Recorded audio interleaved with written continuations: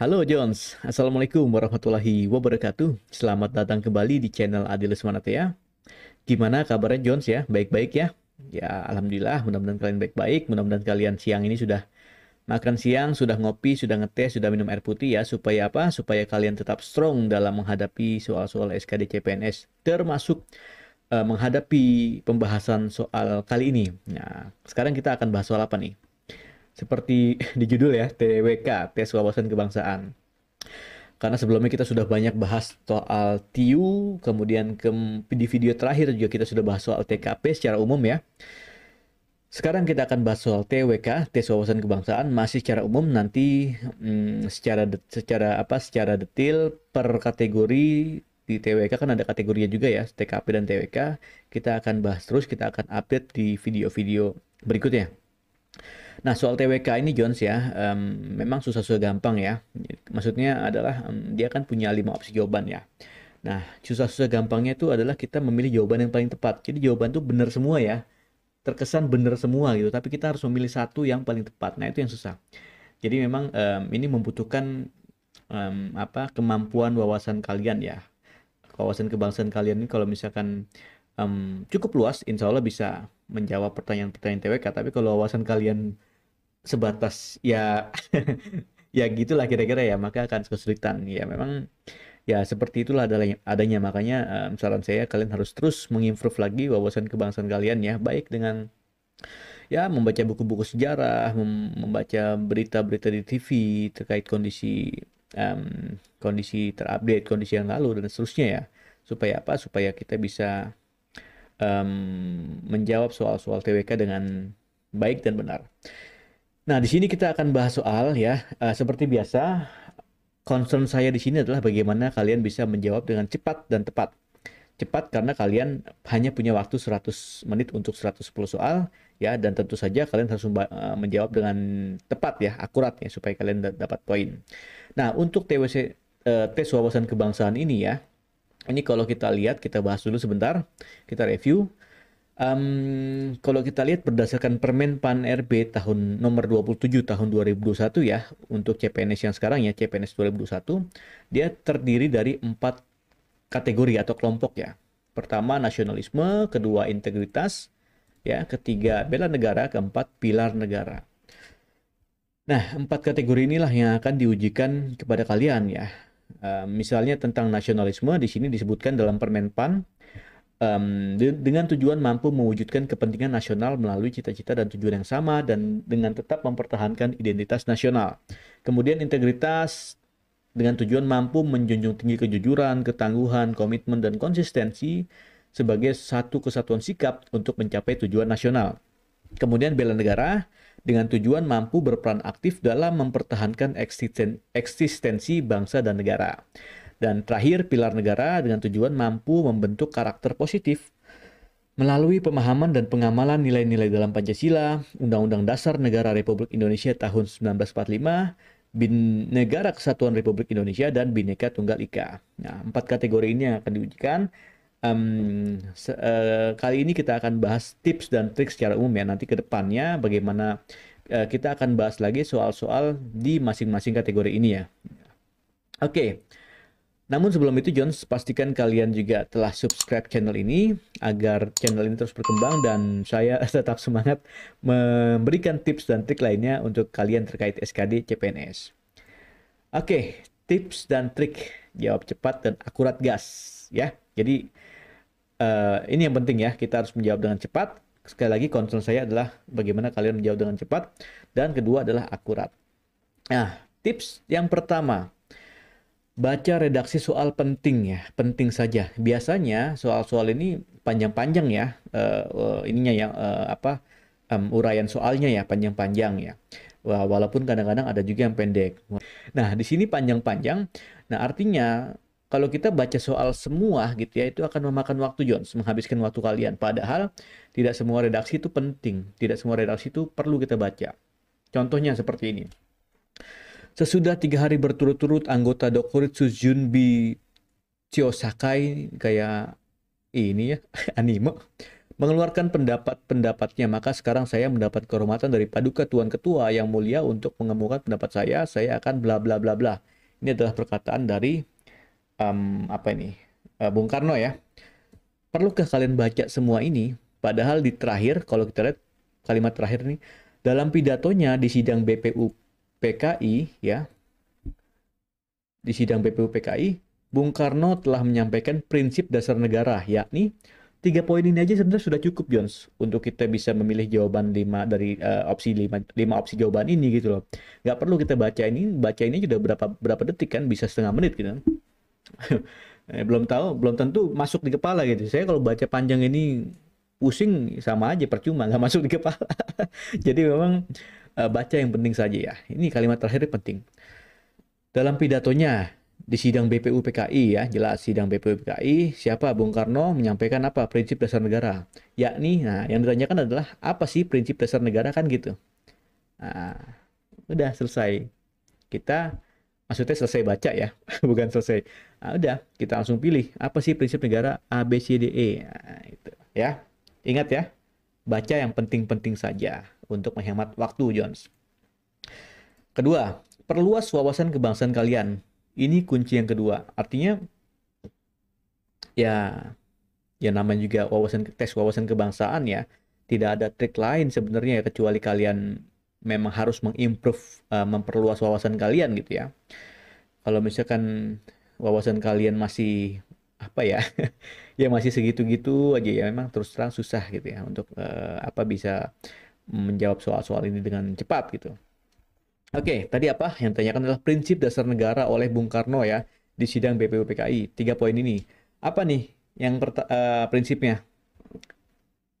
A, ya saya ingat ya itu kebangsaan Indonesia ya. Nah ini nih Soekarno nih. Prinsip dasar negara Soekarno. A dan C ini ya mirip ya. Kebangsaan Indonesia, internasionalisme, peri kemanusiaan, mufakat atau demokrasi. Nah, ya. Terus kemudian apa lagi? Di sini perdamaian abadi, tapi yang di sini adalah kesejahteraan sosial, ketuhanan yang berkebudayaan. Nah, ya ini kan ada berapa sih prinsipnya? Ada 5 ya, 5 sila ya kalau menurut oleh Bung Karno ya. Di sini cuma berapa? 4, sudah pasti salah ya. Kalau kalian nggak hafal ya, kalau kalian inget depannya doang nih, kayak saya nih inget depannya doang nih. Kebangsaan Indonesia, internasionalisme, nah, ada inget itu doang. Nah, tinggal berarti kita cari 5 kan, jumlahnya 5. Di sini cuma ada berapa? 1, 2, 3, 4, berarti salah. Maka yang betul adalah C, ya. Tapi saya yang terakhir juga ingat ketuhanan yang berkebudayaan gitu ya. Ya, ya pokoknya kalian harus inilah harus perluas wawasan kalian ya. Baca-baca lagi buku-buku sejarah, buku-buku tentang apa di internet juga banyak ya, tinggal di Google aja.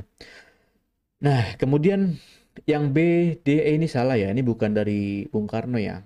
Ini peri kebangsaan, peri kemanusiaan, peri ketuhanan ya, peri kerakyatan ini siapa ini? Disampaikan oleh Muhammad Yamin ya, Bapak Muhammad Yamin ya. Tapi di sini salah nih ya. Jadi peri kebangsaan, kemanusiaan, peri ketuhanan, peri kerakyatan dan kesejahteraan rakyat ini punyanya Muhammad Yamin.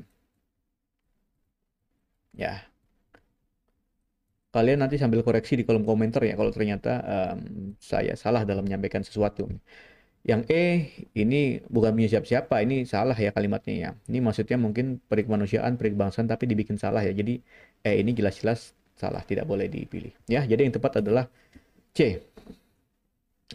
Gitu Jans ya. Jadi sekali lagi 2 hal yang harus kalian apa catat stabilo, kasih garis, kasih tanda kutip, kalian tipek ya.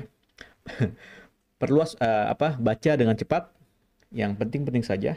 Kalau perlu scanning saja baca gitu. Kemudian perluas wawasan kebangsaan kalian. Oke, kita coba praktikkan ya di soal ini. Soal berikutnya.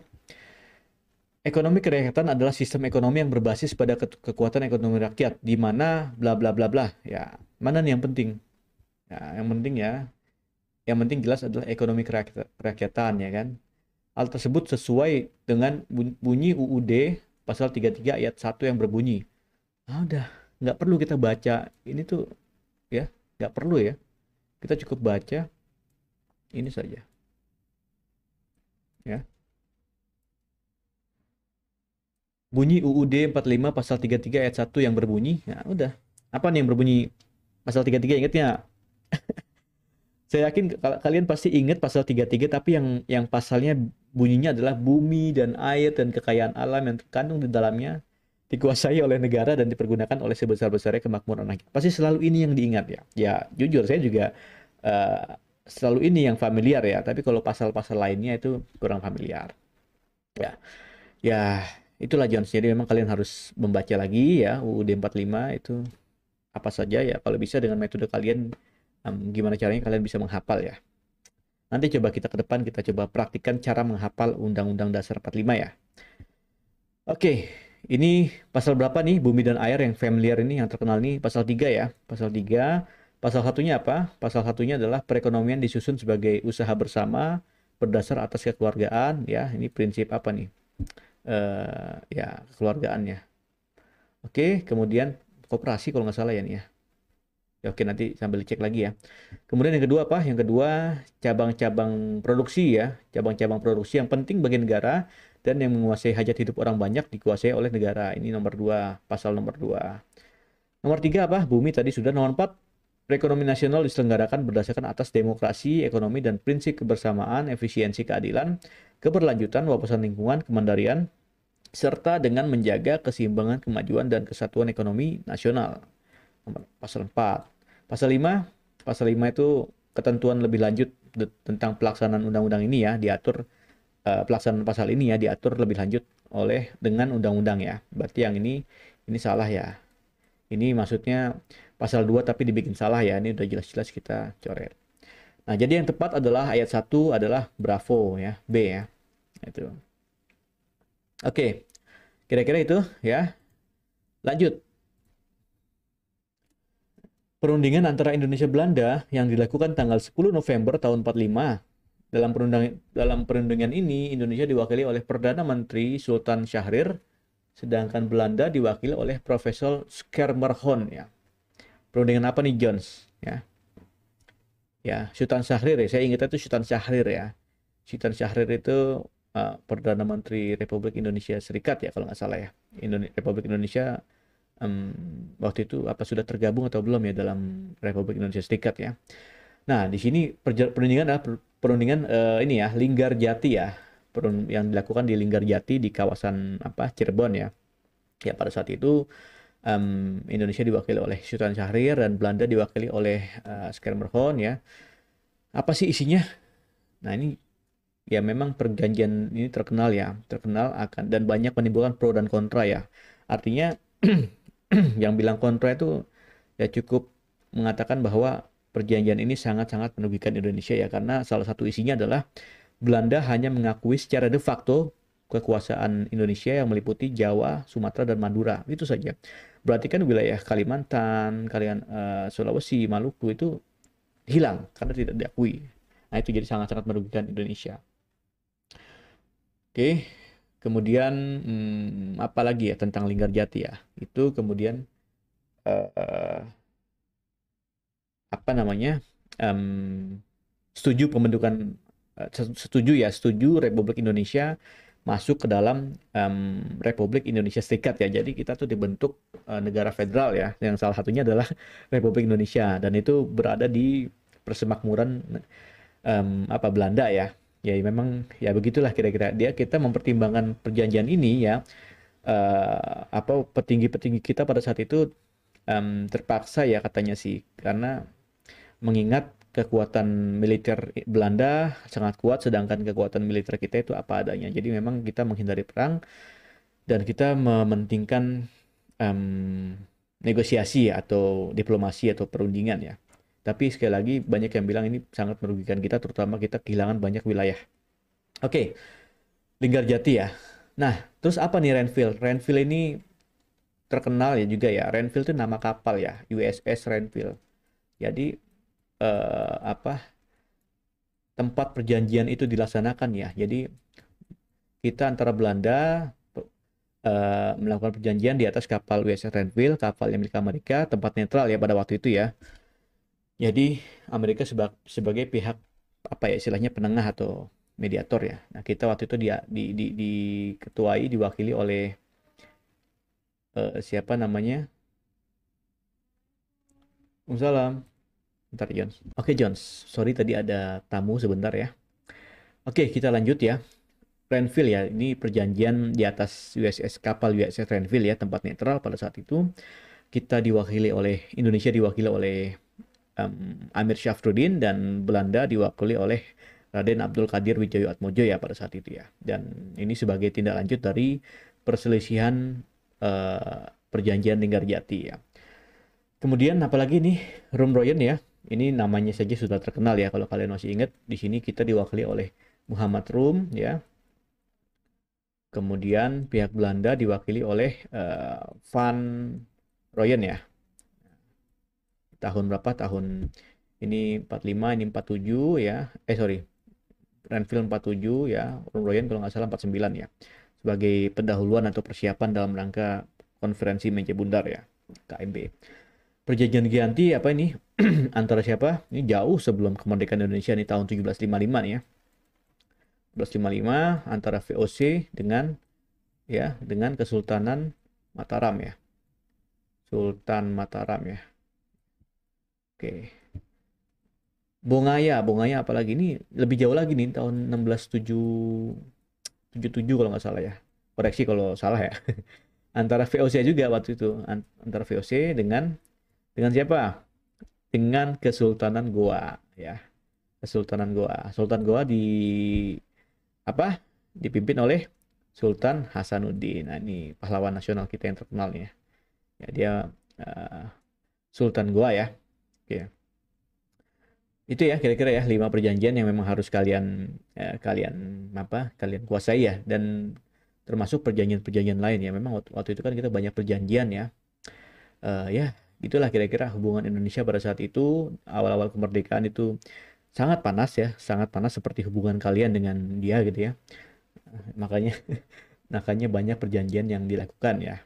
Dan alhamdulillah kita selalu di akhir kita bisa tetap survive dan akhirnya Belanda mengakui kedaulatan kita ya. Oke. Selanjut. Oh, udah habis Jones ya. Sorry. Udah habis. Oke, saya kira itu yang bisa saya sampaikan buat kalian ya. Mudah-mudahan bermanfaat. Saya ucapkan selamat buat John semua yang telah sukses lolos passing grade. Jangan terlalu terlena ya, karena kalian akan menghadapi SKP CPNS tahap berikutnya ya. Tetap harus persiapkan diri kalian. Untuk John semua yang belum berkesempatan untuk lolos passing grade, tetap bersabar, tetap semangat ya. Masih ada tes-tes CPNS selanjutnya tahun depan. Nah, tapi kalian tentu kabar baiknya adalah kalian punya waktu yang sangat lama untuk belajar ya, setahun ya berarti ya. Maka manfaatkanlah waktu setahun kalian untuk terus belajar dan latihan-latihan soal ya. Untuk kalian juga Johnson yang masih belum tes ya, berarti kalian masih punya sisa waktu sedikit ya, beberapa hari ya untuk terus belajar. Manfaatkanlah sisa waktu kalian. Tetap belajar, tetap latihan soal. Ingat dosis dari saya 3 kali sehari ya, dosis latihan untuk kalian. Sampai jumpa.